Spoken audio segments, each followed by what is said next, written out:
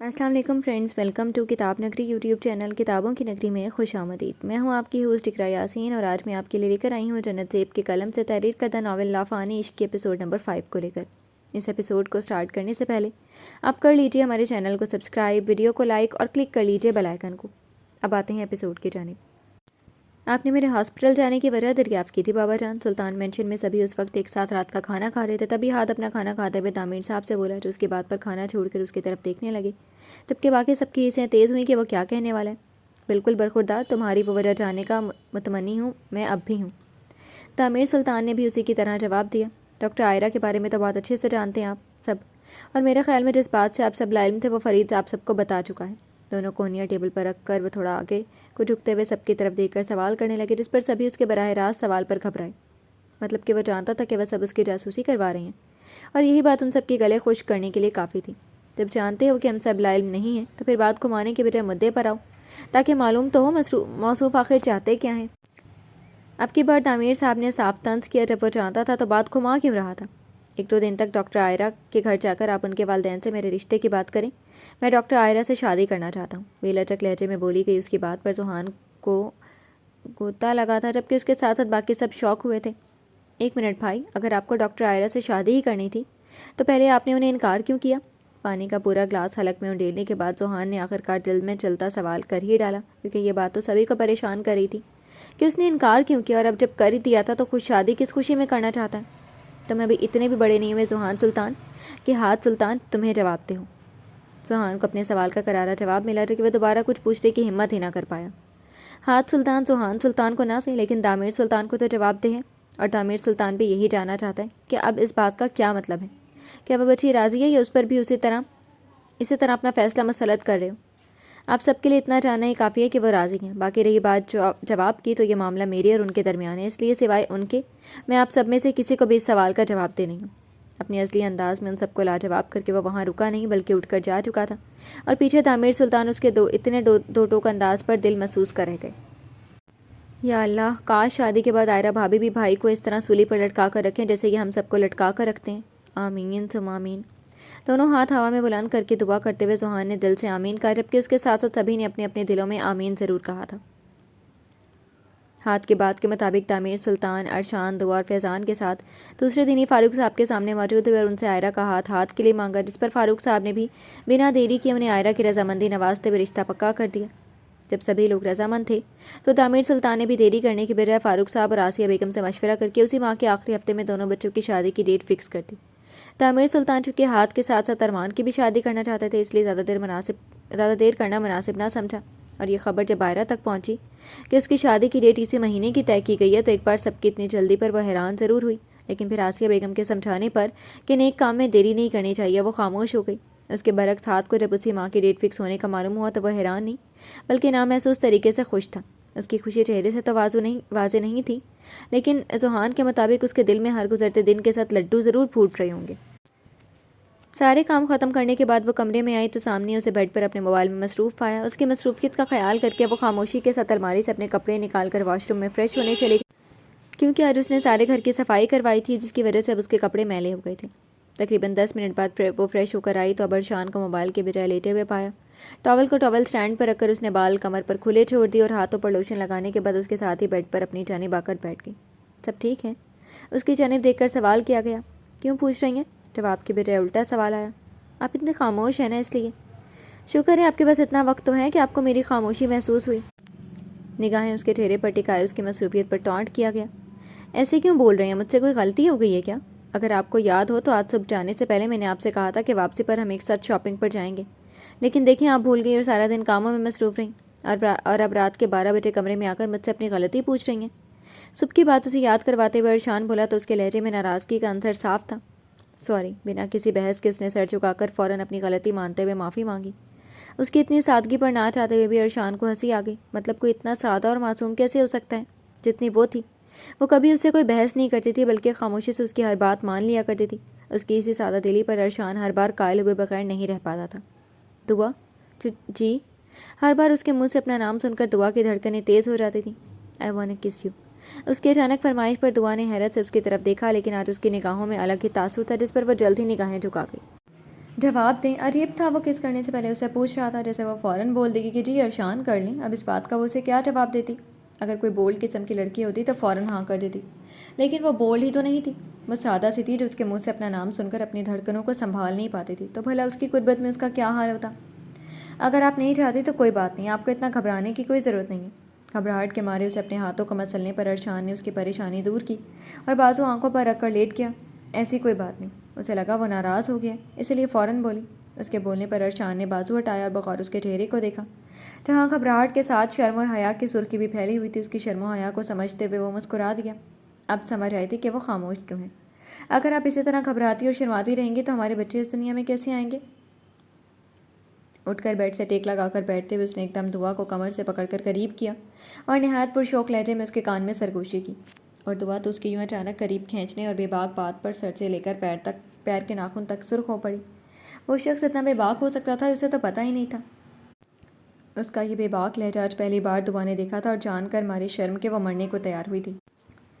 وہ جانتا تھا وہ کچھ نہیں بولے گی، اس لیے بنا وقت ضائع کیے اس نے دعا کا سر پیچھے تکیے پر رکھا اور خود اس کے اوپر آئے اس کے ہونٹوں پر اپنے لبوں کی دسترس جمائی۔ اس کے یوں اچانک جھکنے پر دعا نے بوکھلاتے ہوئے آنکھیں سختی سے بند کر کے اسے کندھے سے تھاما، جبکہ وہ تو اس کے ہونٹوں کا جام پیے بہکتا ہی چلا گیا۔ کئی لمحے اس کے ہونٹوں سے خود کو سیراب کرنے کے بعد اس کی گردن پر جھکا کہ اس کی شیف کی چبھن پر دعا کو گدگدی ہوئی۔ ارشان! کپکپاتے ہونٹوں سے بمشکل اس کا نام پکارے دعا نے اسے روکنے کی کوشش کی، مگر وہ سن کب رہا تھا۔ اس کی مسحور کن قربت کا نشہ تھا کہ ارشان مکمل طور پر بہکا۔ یہی وجہ تھی کہ جب کوئی راہ فرار نہ ملی تو دعا بھی بنا مزاحمت کے اپنا آپ اس کے سپرد کر گئی، جس کے بعد ارشان رکا نہیں بلکہ رفتہ رفتہ اس کے پورے وجود پر قابض ہوئے، اپنے ساتھ ساتھ اسے بھی کسی اور ہی دنیا میں لے جا پہنچا۔ آپ کا بی پی بہت زیادہ ہائی ہے بابا، میں دیکھ رہی ہوں پچھلے کچھ دنوں سے آپ اپنا بالکل خیال نہیں رکھ رہے ہیں۔ جب سے اس کی شادی کی ڈیٹ فکس ہوئی تھی تب سے فاروق صاحب کسی نہ کسی کام میں مصروف رہتے تھے، جس کی وجہ سے ان کی طبیعت کچھ ناساز ہو گئی تھی۔ میری اکلوتی بیٹی کی شادی، ایسے تھوڑی نا میں سکون سے بیٹھ سکتا ہوں۔ تیاریاں کرنے کے لیے پہلے آپ کو بالکل فٹ ہونا پڑے گا، اور فٹ آپ تبھی ہوں گے جب آپ اپنا خیال رکھیں گی۔ اگر آپ ایسے ہی ہر وقت کاموں میں الجھ کر بے احتیاطی برتتے گئے تو بتائیں کیسے چلے گا سب؟ اور مجھے بتائیں آپ خواہ اتنی ٹینشن کیوں لے رہے ہیں؟ چاچو ہیں نا، وہ سب دیکھ لیں گے۔ میڈیسن ان کے ہاتھ میں رکھتے ہوئے وہ ذرا غصے سے بولی، کیونکہ ان کی اچانک طبیعت خراب ہو جانے پر وہ اور آسیہ بیگم کتنا پریشان ہو گئی تھی۔ میرے بچے ٹینشن نہیں، میں بس چاہتا ہوں میری بیٹی کی شادی میں کوئی کمی نہ رہے۔ میں اپنی لاڈلی بیٹی کو بہت دھوم دھام سے بیاہوں گا۔ میڈیسن کھانے کے بعد انہوں نے بڑے پیار سے عائرہ کے سر پر ہاتھ رکھتے ہوئے اپنے دل کی بات کہی۔ میرے لیے آپ کی صحت سے زیادہ کچھ بھی اہم نہیں ہے بابا جانی، اس لیے اگر آپ چاہتے ہیں کہ آپ کی بیٹی خوش رہے تو پلیز اپنا بہت سارا خیال رکھیں، کیونکہ آپ کی صحت یابی ہی میرے لیے سب سے بڑی خوشی ہے۔ ان کے ہاتھوں کو اپنے ہاتھوں میں پکڑ کر پیار سے دباتے ہوئے عائرہ نے بڑے ایمان سے انہیں کہا، جس پر اس کی بات پر وہ مسکرا دیے۔ امی جان، اب سے آپ انہیں کوئی کام نہیں کرنے دیں گے، اور آپ بابا جان سن لیں، اگر اب میں نے آپ کو کوئی کام کرتے ہوئے دیکھا تو مجھ سے برا کوئی نہیں ہوگا۔ ساتھ بیٹھی آسیہ بیگم کو سختی سے منع کرنے کے بعد اس نے انگلی اٹھا کر فاروق صاحب کو بھی دھمکی دی۔ میری جان، یہ سب میں نہیں تو پھر اور کون دیکھے گا؟ فاروق صاحب نے اٹھتے ہوئے جواز پیش کیا۔ چاچو ہیں نا، وہ سب دیکھ لیں گے، آپ بس اپنی صحت پر دھیان دیں۔ صحیح کہہ رہی ہے عائرہ، لقمان سب سنبھال تو رہا ہے، اور اگر کوئی کمی بیشی رہ گئی تو حسن سنبھال لے گا۔ آپ بس اپنا خیال رکھیں۔ اب بیٹی کی شادی پر باپ ایسے بیمار رہے تو اچھا تھوڑی لگتا ہے۔ عائرہ کی بات سے زیادہ سے رضامند ہوتے ہوئے آسیہ بیگم نے بھی انہیں سمجھانا چاہا، جس پر فاروق صاحب کے پاس سوائے بات ماننے کے کوئی چارہ نہیں رہا۔ اچھا ٹھیک ہے بھائی، جیسی آپ دونوں ماں بیٹی کی مرضی، صرف ہاں نہیں بات بھی ماننی ہے، سمجھے؟ اچھا بھائی، مان لی بات۔ اچھا عائرہ سنو جی، آج صبح تعمیر بھائی کا فون آیا تھا، وہ چاہتے ہیں کہ تم اپنی شادی کا جوڑا خود دعا کے ساتھ جا کر پسند کر دو۔ کل دعا اور ارشان آئیں گے تمہیں لینے، اس لیے ہاسپٹل سے سیدھا ان کے ساتھ چلی جانا۔ یاد آنے پر آسیہ بیگم نے اسے تعمیر سلطان کا پیغام دیا، لیکن ان کی بات پر عائرہ نے منہ بنایا، کیونکہ اسے شاپنگ کرنا بالکل پسند نہیں تھا۔ اس کی شاپنگ ہمیشہ سے فاروق صاحب اور آسیہ بیگم خود ہی کرتے تھے، مجال تھی جو کبھی بھی اس نے خود اپنے لیے کچھ پسند کیا۔ امی آپ بھلا انہیں انکار کر دیتی، جانتی تو ہیں مجھے یہ شاپنگ کرنا بالکل پسند نہیں، میں بھلا ان لوگوں کے ساتھ جا کر کیا کروں گی؟ میری جان، اب انہوں نے خود فون کر کے تمہارے بابا سے اجازت لی تھی تو بھلا ہم انکار تھوڑی کر سکتے تھے، اور اتنا پریشان ہونے والی کون سی بات ہے، بس جا کر شادی کا جوڑا ہی تو پسند کرنا ہے، باقی ساری شاپنگ تو میں اور تمہارے بابا کر ہی چکے ہیں۔ اس کے یوں منہ بنا کر بولنے پر آسیہ بیگم نے پیار سے اسے سمجھایا تاکہ وہ پریشان نہ ہو۔ وہ تو ٹھیک ہے امی، لیکن آپ جانتی تو ہیں میں کبھی شاپنگ پر نہیں گئی، میری ساری شاپنگ آپ خود کرتے ہیں، تو پھر شادی کا جوڑا میں کیسے پسند کروں گی؟ مجھے تو کوئی آئیڈیا بھی نہیں ہے۔ ان کے سمجھانے پر اس نے منہ لٹکا کر اپنی ایک اور پریشانی بتائی۔ او ہو عائرہ، دعا جا تو رہی ہے تمہارے ساتھ، اگر کچھ سمجھ نہ آئے تو اس سے پوچھ لینا، اب منہ نہیں لٹکاؤ اور چپ چاپ کل تیار رہنا، میں کوئی بہانے نہیں سننے والی تمہاری، سمجھی؟ جی۔ دعا کہ تمہاری گردن پر کیا ہوا ہے؟ نہیں کچھ نہیں ہوا۔ زبیہ کے سوال پر دعا نے گھبراتے ہوئے فوراً اپنا دھلکتا دوپٹہ سر پر صحیح کیا۔ اب اسے کیا جواب دیتی کہ اس کی گردن پر اس کے مجازی خدا کی قربت کے آثار تھے جو سرخ نشانوں کی صورت میں اپنی چھپ دکھا رہے تھے۔ ارے ایسے کیسے؟ کچھ نہیں، دیکھو ذرا کتنی ریڈ ہو گئی ہے، تمہاری گردن ایسے لگ رہا ہے جیسے کسی نے جان بوجھ کر کچھ رب کیا۔ اس کو یوں اپنا دوپٹہ ٹھیک کر کے انکار کرنے پر زوبیہ نے دوبارہ دوپٹہ پیچھے کر کے اس نشان پر انگلی رکھ کر فکرمند لہجے میں بولا، مجھے بھی دکھاؤ کیا ہوا ہے۔ زوبیہ کے فکرمند لہجے پر مہرماں نے بھی جلدی سے دعا کا سر اپنی طرف کر کے اس نشان کو دیکھا، لیکن اس نشان کو دیکھ کر اس کی آنکھوں میں زوبیہ کی طرح فکر نہیں بلکہ شوق کی چھائی تھی۔ اوہ! ہونٹوں کو واؤ کی شکل دیے مہرماں نے نہایت پرشوق انداز میں آؤ کہا، جس پر دعا نے اس کے سمجھ جانے پر اسے آنکھیں دکھائیں، جبکہ زوبیہ نے ناسمجھی سے مہرماں کو دیکھا۔ تمہیں کیا ہوا؟ پاگل لڑکی، یہ کوئی زخم نہیں، یہ تو لو فائٹ ہے۔ لگتا ہے کل کی رات ارشان سر نے بہت تنگ کیا ہماری دعا کو۔ زوبیہ کی معلومات میں اضافہ کرنے کے بعد اس نے شوقی سے دعا کو کندھا مارتے ہوئے چھیڑا، جس پر دعا کا دل کیا کہیں جا کر چھپ جائے۔ ایک تو پہلے ہی وہ ارشان سے نظریں نہیں ملا پا رہی تھی اور اب رہی صحیح کسر مہرماں میڈم پوری کر رہی تھی۔ مہرماں کی بات اور دعا کے شرمانے پر زوبیہ سمجھتے ہوئے سر جھکا کر مسکرا دی پر بولی کچھ نہیں۔ ہائے دعا یار، تم شرماتے ہوئے کتنی پیاری لگتی ہو، جسٹ امیجن اگر میری جگہ سر ارشان تمہیں ایسے شرماتے ہوئے دیکھ لیں تو پھر کیا ہوگا؟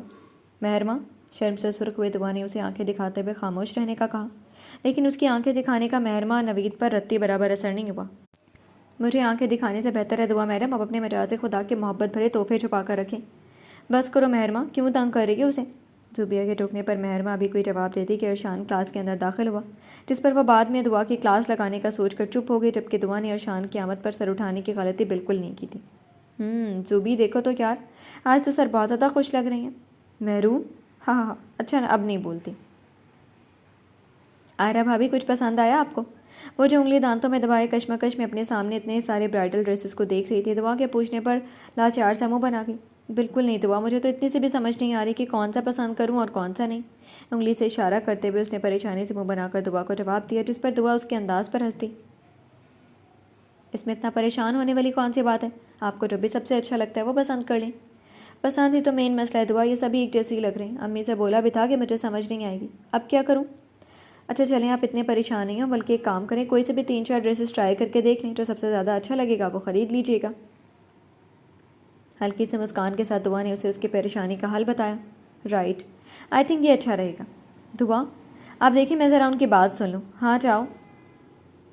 ارشان کی آواز پر دعا اس کی بات سننے دوسری طرف چلی گئی، جبکہ آئرہ خود 2-3 ڈریسز سلیکٹ کرنے لگی کہ ٹرائی کر کے دیکھ سکے۔ اوف اللہ جی، یہ برائڈل ڈریسز اتنے ہیوی کیوں ہوتے ہیں؟ بہت سوچنے کے بعد اس نے ایک ڈریس سلیکٹ کیا اور ٹرائل روم کی طرف آئی، لیکن ابھی وہ اندر جاتی کہ اس کے موبائل پر میسج ٹون بجی۔ یہ ڈریس بہت ہیوی ہے، آپ بالکل کیری نہیں کر پائیں گی، اس لیے اسے چھوڑ دیں اور شاپ سے باہر آئیں۔ میسج سین کر کے وہ حیران ہوئی اور اپنے آس پاس دیکھنے لگی، کیونکہ وہ میسج ہاتھ کا تھا، جس کا صاف مطلب تھا کہ وہ اسے دیکھ رہا ہے۔ وعدے کے مطابق آپ سے ملاقات اب محرم بن کر ہی ہوگی، اس لیے مجھے تلاشی مت۔ اس کی حیرانگی سے یہاں وہاں دیکھنے پر ایک اور میسج آیا، جسے سین کر کے آئرہ نے سر نہ میں ہلایا۔ وہ شخص اسے شوق پہ شوق دینے کی قسم کھا چکا تھا۔ سر کو نہ میں ہلاتے ہوئے اس نے دعا کو تلاشنا چاہا، جو ارشان کے ساتھ اپنے لیے ڈریسز پسند کر رہی تھی۔ انہیں پریشان کرنے کا ارادہ ترک کیے وہ خود ہی شاپ سے باہر نکل گئی۔ سیکنڈ پورشن میں ایک برائڈل ڈریس شاپ ہے، وہاں جائیں۔ اس کے میسج کے مطابق وہ سیکنڈ پورشن میں آئی۔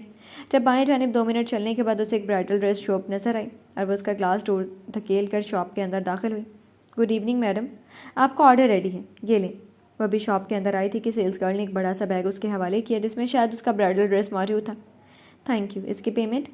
اس نے وہ بیگ کھول کر ڈریس دیکھنے کی کوشش نہیں کی، کیونکہ اچھے سے جانتی تھی کہ ہاتھ سلطان کوئی معمولی یا بیکار چیز تو پسند نہیں کر سکتا۔ نو میم، پیمنٹ ہو چکی ہے۔ Okay thank you, sales girl کو جواب دیتے وہ شاپ سے باہر نکل گئی، کیونکہ اور تو اسے کچھ لینا نہیں تھا جو وہاں رکتی۔ اب تھوڑا سا آگے ایک جیولری شاپ ہے، وہاں جائیں۔ اگلا میسج سین کر کے وہ جیولری شاپ میں آئی۔ السلام علیکم میڈم، یہ لیں آپ کا آرڈر۔ وہ اندر آئی تو سیلز گرل کی طرح جیولری شاپ آنر نے بھی فوراً اس کے آگے جیولری بیگ بھی کیا، جسے پکڑ کر ہلکی سے مسکان کے ساتھ آئرہ نے ان کا بھی شکریہ ادا کیا۔ اب واپس فرسٹ پورشن پر جائیں۔ اس کے میسیجز سین کرنے کے ساتھ ساتھ وہ یہاں وہاں بھی دیکھ رہی تھی کہ شاید وہ نظر آ جائے، لیکن وہ بھی اپنی بات کا پکا تھا، نہ جانے کہاں چھپ کر اس پر نظر رکھنے کے ساتھ ساتھ انسٹرکشنز بھی دے رہا تھا۔ آئرہ بھابھی، بیگز فیضان کو پکڑا دیں، وہ آپ کی گاڑی تک پہنچا دے گا۔ فیضان کو دیکھ کر ویسے کوئی سوال کرتی کہ اس کا ایک اور میسج آیا، جسے سین کر کے آئرہ نے بیگز فیضان کو پکڑا دی، کیونکہ برائڈل ڈریس کی وجہ سے بیگ تھوڑا ہیوی تھا، اس لیے اس کی تھکن کا احساس کرتے ہوئے ہاتھ نے فیضان کو اس کی ہیلپ کے لیے بھیج دیا۔ آئرہ نے بیگز کو فیضان کو پکڑایا تو وہ ہلکی سے مسکان اسے پاس کر کے وہاں سے پلٹ گیا۔ تبھی اس کا اگلا میسج آیا، آپ کے دائیں جانب تھوڑا سا آگے ایک شوز شاپ ہے، وہاں جائیں۔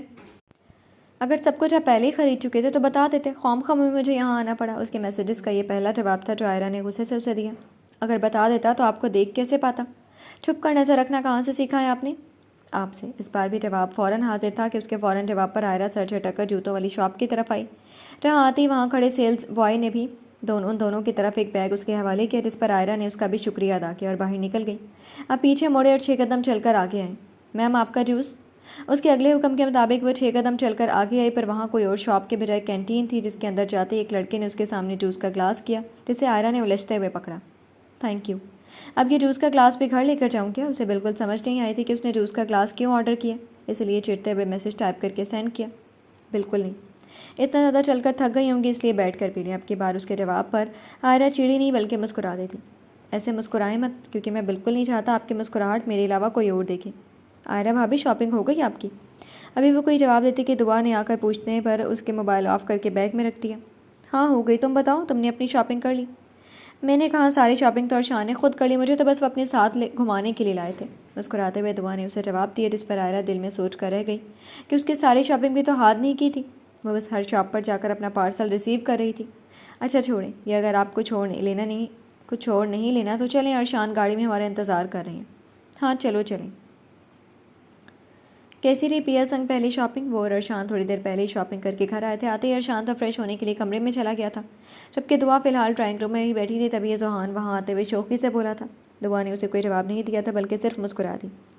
عائرہ بھابی کی شاپنگ کیسی رہی؟ بھلا آپ مجھے بتا بھی دیتی تو اسی بہانے میں بھی اپنی پیاری پیاری بھابھیوں پلس لڑکیوں کے ساتھ شاپنگ کر لیتا، لیکن افسوس کہ مجھ بیچارے غریب کو اب اکیلے ہی شاپنگ کرنی پڑے گی۔ عائرہ کے بارے میں پوچھنے کے ساتھ ساتھ اس نے افسوس بھی کر ڈالا۔ اس میں افسوس والی کون سی بات ہے؟ جب بھی تمہیں شاپنگ پر جانا ہوگا مجھے بتا دینا، میں چلی جاؤں گی تمہارے ساتھ۔ اس کے افسوس کرنے پر دعا کو اس کا لٹکا منہ بالکل اچھا نہیں لگا تھا، اس لیے فوراً ہمدردی کرتے ہوئے بولی، ہائے تھینک یو بھابھی، کتنی اچھی ہیں آپ۔ اچھا بھابھی سنیں، آپ کی وہ فرینڈ آج جونی نہیں آئی تھی کیا؟ کون سی فرینڈ؟ دعا نے ناسمجھی سے اس کی طرف دیکھ کر پوچھا۔ ارے وہی جو بہت کم بولتی ہیں، جس کی آنکھیں ڈارک براؤن کلر کی ہیں، وہ کیوٹ سی۔ دعا نے تو صرف اس سے اس کا نام پوچھا تھا، لیکن ذوحان سلطان نے تو نام بتانے کے بجائے اس کا پورا حلیہ بتا دیا تھا کہ وہ کم بولتی ہے، اس کی آنکھوں کا رنگ براؤن ہے اور وہ کیوٹ بھی ہے۔ انوشا؟ جی وہی۔ اس کے نام لینے پر ذوحان نے فوراً ہاں کی۔ اس کی طبیعت کچھ خراب تھی اس لیے نہیں آئی۔ کیوں، کیا ہوا؟ اگر دعا کی جگہ کوئی اور ہوتا نا تو اس کے ساتھ اتنا کچھ بتانے کے بعد اسے کیا ہوا پوچھنے کی ضرورت نہ پڑتی، لیکن وہ تو دعا تھی جسے سب اپنی طرح سیدھے ہی لگتے تھے۔ نہیں بس ایسے ہی، وہ آپ تینوں دوستیں بیٹھی تھی نا تو اس لیے سوچا پوچھ لوں چوتھی کیوں نہیں تھی، ہلکے پھلکے انداز میں جواب دیا ذوحان نے بات گھمائی کہ کہیں اسے شک ہی نہ ہو جائے۔ اچھا بول کر دعا صوفے سے اٹھ کر ڈرائنگ روم سے باہر نکل گئی، جبکہ پیچھے ذوحان بیٹھ کر گہری سوچ میں گم ہوا۔ طبیعت خراب تھی؟ کیا ہوا ہوگا؟ بخار، کھانسی، زکام یا گلا خراب؟ گھر آنے کے بعد وہ کافی دیر فاروق صاحب کے کمرے میں بیٹھ کر ان سے باتیں کرتی رہی، پھر ان کے آرام کا خیال کر کے تھوڑی دیر پہلے انہیں خدا حافظ بول کر اپنے کمرے میں آئی اور فریش ہو کر ہوا خوری کے لیے باہر ٹیرس پر آ گئی۔ سردیاں شروع ہونے والی تھی، اس لیے موسم میں ہلکی ہلکی خنکی پیدا ہو چکی تھی۔ ہلکی ہلکی ہوا میں وہ کھڑی سنسان سڑک کو دیکھ رہی تھی جب اچانک اس کے ذہن میں خیال آیا کہ اس نے تو اپنی شاپنگ دیکھی ہی نہیں۔ اسی خیال کو سوچتے ہوئے وہ دوبارہ کمرے کے اندر آئی اور صوفے پر بڑے بیگز اٹھا کر بیڈ پر رکھتے ہوئے ڈریس والا بیگ کھولنے لگی۔ اس نے ڈریس باہر نکالا تو وہ بولڈ ریڈ کلر کا بہت خوبصورت سا لہنگا تھا، جس کے بارڈر پر بہت باریکی کے ساتھ نگوں اور موتیوں کا نفیس سا کام کیا گیا، جبکہ ہلکا پھلکا پتیوں کا کام اوپر بھی کیا گیا تھا کہ لہنگا زیادہ سمپل نہ لگے۔ لہنگے کے بعد اس نے شرٹ نکال کر دیکھی تو اس پر بھی اسی کی طرح کے بارڈر اور گلے پر کام ہوا تھا، جبکہ بیچ بیچ میں پتیوں کا کام بھی ہوا تھا اور بازو پر صرف نیچے کی جانب بھی ہلکا پھلکا کام تھا۔ لہنگے اور شرٹ کی طرح دوپٹے پر بھی ایک طرف بھاری جبکہ باقی تینوں طرف ہلکا ہلکا کام تھا۔ اس کی بات کے مطابق وہ لہنگا نہ زیادہ بھی ہیوی تھا اور نہ ہی سمپل، بلکہ عائرہ اسے آسانی سے کیری کر سکتی تھی۔ لہنگے کو سائڈ پر رکھ کر اس نے جیولری بیگ کھولا جس میں 2 ڈبے تھے۔ پہلے ڈبے میں اس کی چوڑیاں اور رنگز تھے، جبکہ دوسرے میں سونے کا بہت ہی پیارا سا سیٹ تھا جس میں ہلکے ہلکے ایئر رنگز، باریک سا سیٹ اور عائرہ کے ماتھے کے مطابق بندیاں موجود تھی۔ اس میں کوئی جھومر، نتھ یا نوز پن وغیرہ موجود نہیں تھی، جس پر عائرہ کو حیرانگی ہوئی، کیونکہ اسے یاد تھا ایک بار جب یونی میں فرید نے اس سے پوچھا تھا کہ اسے لڑکیوں میں سب سے زیادہ کیا اچھا لگتا تھا، بھاد نے اسے جواب دیا تھا کہ اسے نوز پن پسند ہے، کیونکہ اس کی امی کو نوز پن بہت سوٹ کرتی تھی، اس لیے وہ چاہتا تھا کہ جب بھی اس کی شادی ہو تو اس کی بیوی نوز پن ضرور پہنے، پہلے ایک رات کے لیے صحیح لیکن پہنے ضرور۔ باکس کو سائڈ پر رکھ کر اس نے جیولری بیگ اچھے سے دیکھا کہ شاید اس میں نوز پن الگ رکھی ہو، لیکن نہیں، وہ بالکل خالی تھا۔ جب بہت دیکھنے کے بعد بھی اسے کوئی اور ڈبی نہ ملی تو کندھے اچکا کر اس نے شوز بیگ کھولا، لیکن یہ کیا، اس میں تو کھسا تھا۔ کھسا دیکھ کر اس کا منہ لٹکا، کیونکہ اس نے کبھی کھسا نہیں پہنا تھا۔ بلکہ اسے تو ہیلز پسند تھی، اس لیے تو وہ ہمیشہ ہیل والے جوتے ہی پہنتی تھی۔ کیا انہیں معلوم نہیں کہ مجھے ہیلز پسند ہے؟ بھلا ان کو کیسے معلوم ہوگا؟ میں نے کبھی بتایا بھی تھوڑی کہ انہیں کہ مجھے ہیلز پسند ہے۔ لیکن پھر بھی جہاں وہ یہ بات جانتے ہیں کہ مجھ سے ہیوی سوٹ کیری نہیں ہوگا، تو کیا یہ نہیں جانتے کہ میں خود سا نہیں بلکہ ہیلز پہنتی ہوں؟ غصے کو سامنے رکھ کر وہ خود سے ہی سوال اور جواب کر رہی تھی کہ تبھی اس کے موبائل پر ایک بار پھر میسج ٹون بجی، جس پر اس نے فوراً موبائل پکڑتے ہوئے میسج آن کیا، جس کی توقع کے مطابق اسی کا تھا۔ میں جانتا ہوں آپ کو ہیلز پسند ہے، لیکن وہ کیا ہے نا، میں کہ بالکل نہیں چاہتا کہ ہماری وصل کی رات آپ کسی بھی وجہ سے تھک جائیں، اس لیے ہیل کے بجائے خود سا خرید لیا۔ میسج سین کر کے وہ یکدم کھڑی ہوئی اور شوق کے مارے پورے کمرے کو یہاں سے وہاں دیکھنے لگی۔ ان کو کیسے پتا کہ میں یہ سب دیکھ رہی ہوں؟ کہ یہ مجھ پر یہاں پر بھی نظر رکھے ہیں، لیکن کہاں؟ اپنے کمرے کو ہر طرف سے دیکھتے ہوئے وہ حیرانگی سے خود سے سوال کر رہی تھی جب ایک اور میسج آیا، گھبرائیں مت، فی الحال میں آپ پر نظر نہیں رکھ رہا، اس لیے ریلیکس ہو کر بیٹھ جائیں۔ یا اللہ، یہ انسان پاگل تو نہیں ہو گیا یا پھر مجھے پاگل بنا رہا ہے؟ اس سے پہلے کہ وہ کوئی اور میسج کر کے اس کے اوسان خطا کرتا، عائرہ نے فوراً موبائل ہی پاور آف کر دیا۔ نہ موبائل آن رہے گا، نہ کوئی میسج آئے گا، اور نہ وہ شوق پر شوق ہوگی۔ عائرہ، یہ ماشاءاللہ، یہ سب تو بہت پیارا ہے عائرہ۔ آسیہ بیگم جو کچھ بولتے ہوئے اس کے کمرے میں آئی تھی، بیڈ پر پڑی اس کی چیزوں کو دیکھ کر خوشی سے بولی، یہ سب تم نے خریدا عائرہ؟ سب کچھ ایک ایک کر کے دیکھنے کے بعد آسیہ بیگم حیران اور خوش دونوں ہوتے ہوئے پوچھنے لگی، نہیں وہ ہاتھ، یہ سب ان کی پسند ہے، انہوں نے خریدے۔ ماشاءاللہ، سب کچھ بہت زیادہ پیارا ہے، اللہ میری بیٹی کو یہ سب پہننا بھی نصیب کرے۔ آمین۔ ان کی دعا پر بے اختیار دل میں آمین کہہ گئی۔ میری دعا ہے اللہ تمہیں ڈھیروں خوشیوں سے نوازے، تمہارے سارے غموں کو دور کر دے، تمہارا نصیب بہت زیادہ بہتر لکھ دے، تمہیں اور ہاتھ کو ایک دوسرے کے سکون کا باعث بنا دے، اور بہت جلد نیک اور صالح اولاد سے نوازے۔ بس امی، ایک ساتھ اتنی دعائیں؟ آسیہ بیگم تو ایموشنل ہوئے اسے دعاؤں پر دعائیں دی جا رہی تھی، جبکہ ان کی آخری دعا پر عائرہ نے ہنستے ہوئے انہیں ٹوکا تھا، جو کھڑی کھڑی نہ جانے کہاں تک پہنچ گئی تھی۔ میرا بس چلے تو میں دنیا کی ساری خوشیاں اٹھا کر اپنی بیٹی کی جھولی میں ڈال دوں۔ اس کے سر پر ہاتھ رکھ کے انہوں نے محبت سے بوسا اس کے ماتھے پر بھی دیا۔ اچھا چلیں یہ بتائیں، آپ کیا بول رہی تھیں؟ ارے ہاں دیکھو، یہ سب دیکھ کر تو میں بھول ہی گئی، میں یہ پوچھنے آئی تھی کہ تمہارے بابا کو ناشتے سے پہلے کون سی دوائی دینی ہے؟ دوائی جو وہ چیزیں دیکھتے ہوئے بیڈ پر رکھ چکی تھی اٹھا کر عائرہ کے سامنے کی، اس سے پوچھنے لگی، یہ والی دوائیں، یہ صبح انہیں ناشتے سے پہلے اور یہ والی دوپہر میں دینی ہے، یاد رکھیں۔ اچھا چلو ٹھیک ہے۔ دوائیوں کو الگ الگ ہاتھ میں پکڑ کر وہ بول کر کمرے سے باہر چلی گئی، اور عائرہ ان کے جانے کے بعد بیڈ پر بیٹھ کر ان سبھی چیزوں کو دیکھنے لگی، جبکہ لہنگے کو ہاتھ میں پکڑ کر وہ بڑے ہی پیار سے سہلا رہی تھی۔ پھر آسیہ بیگم کی دعائیں یاد کر کے اس کے ہونٹوں پر مسکراہٹ پھیلی۔ اپنے لیے اس کے ہونٹوں پر آنے والی یہ مسکراہٹ کسی کے دل پر قیامت ڈھا رہی تھی، اس بات سے وہ یکسر انجان تھی، جبکہ اپنے پینٹنگ روم میں موجود وہ اس کے ہونٹوں پر پھیلی مسکراہٹ کو جانثار نظروں سے دیکھ رہا تھا۔ بس 55 گھنٹے اور پھر آپ یہاں میرے پاس موجود ہوں گی، اس کمرے کی ہر شے آپ کی موجودگی سے پر نور ہو جائے گی، نور جہاں۔ بس 55 گھنٹے اور۔ LED پر ابھرتی اس کی مسکراہٹ کو محبت سے چھوتے ہوئے وہ دیوانوں کی طرح بول رہا تھا، جیسے کوئی پاگل دیوانہ ہو۔ یہ اس کی دیوانگی ہی تو تھی جو اس نے عائرہ کو انکار کرنے کے بعد محسوس کی تھی۔ اس رات وہ انکار تو کر آیا تھا، مگر اس انکار کے بعد اس کا دل ایک پل کے لیے بھی پرسکون نہیں ہوا۔ کئی دن، یہاں تک کہ کئی ماہ وہ بے سکون راتوں کو اس کی یادوں میں جاگ جاگ کر گزار چکا تھا۔ جب کئی راتیں اس کی بے سکون گزریں تو سکون حاصل کرنے کے لیے اس نے پہلی بار اس رات عائرہ کی پہلی تصویر ڈرا کی۔ اس کا عکس تو اس کے ذہن کے پردے پر پہلے ہی نقش تھا، لیکن جیسے جیسے وہ اس کی تصویریں بناتا گیا، ویسے ویسے وہ نقش اتنے پختہ ہو گئے کہ ہاتھ سلطان کو اپنے ہر طرف محسوس ہونے لگی۔ جب بھی وہ اسے بہت زیادہ یاد آتی تو وہ اسے دیکھنے یا ملنے نہیں بلکہ کئی پہر بیٹھ کر اسے اسکیچز بناتے رہتا تھا۔ اس کی زندگی میں اب تک سب سے قیمتی اثاثہ اس کی یادیں تھیں۔ اگر اس طرف عائرہ فاروق صبر سے ہاتھ سلطان کی یادوں کے سہارے زندگی گزار رہی تھی، تو یہاں ہاتھ سلطان بھی اس کی یادوں کے سہارے اپنا ایک ایک پل کاٹ رہا تھا۔ بس فرق یہ تھا کہ عائرہ نے اس کی یادوں کو اپنے دل کے نہا خانوں میں قید کر لیا تھا، جبکہ ہاتھ سلطان نے اس کی یادوں سے اپنے دل کے ساتھ ساتھ کمرے کو بھی مختص کر رکھا تھا۔ اس کی پینٹنگ روم میں عائرہ کے اتنے اسکیچز موجود تھے کہ شاید عائرہ نے اتنے لمحے جیے ہوں۔ 2 ماہ پہلے جب ارمان کو گولی لگی اور عائرہ نے اس کا آپریشن کیا، اس رات پورے 4 سال بعد وہ دونوں ایک دوسرے کے سامنے کھڑے تھے، اور بیتے 4 سالوں میں ان دونوں نے ایک بھی بار ایک دوسرے کو دیکھنے یا ملنے کی کوشش نہیں کی تھی۔ لیکن اس رات اسے دیکھنے کے بعد ہاتھ سلطان پاگل ہی تو ہو گیا تھا۔ اس کا دل تھا کہ وہ بس اسے اپنا لے، وہ اس کی ہو جائے، اس پر حق صرف اس کا ہو، تاکہ وہ اسے بتائے کہ وہ ان بیتے 4 سالوں میں اس کے لیے کیا سے کیا بن چکی ہے۔ یہی وجہ تھی کہ کئی سمجھانے کے باوجود وہ 4 دن بعد عائرہ کے سامنے موجود تھا، لیکن افسوس، عائرہ نے اس کی ایک بھی بات نہیں سنی، بلکہ روتے ہوئے اسے سامنے نہ آنے کا کہا، جس پر ہاتھ سلطان نے اس کی بات کا بھرم رکھا اور بنا سامنے آئے ہی ہر لمحے اس پر نظر رکھنے لگا۔ وہ کہاں جاتی ہے، وہ کیا کرتی ہے، کس سے ملتی ہے، کب کیا کھاتی کیا پیتی، ہر جگہ وہ اس کے ایک بھی لمحے سے بے خبر نہیں تھا۔ یہاں تک کہ بنا اسے خبر ہوئے اس نے آئرہ کو پورے گھر میں ہڈن کیمراز بھی لگوا دیے تھے، جس پر وہ جب چاہے اسے دیکھ سکتا تھا، سن سکتا تھا کہ کب وہ ہنستی، کب دکھی ہوتی۔ وہ سب جانتا تھا، لیکن وہ یہ نہیں جانتا تھا کہ اگر آئرہ کو معلوم ہو گیا کہ وہ صرف اس پر نظر نہیں بلکہ اس کے کمرے اور پورے گھر میں کیمراز بھی لگوا چکا تھا، تو یقیناً جا کر ابھی اس کا سر پھاڑ دیتی۔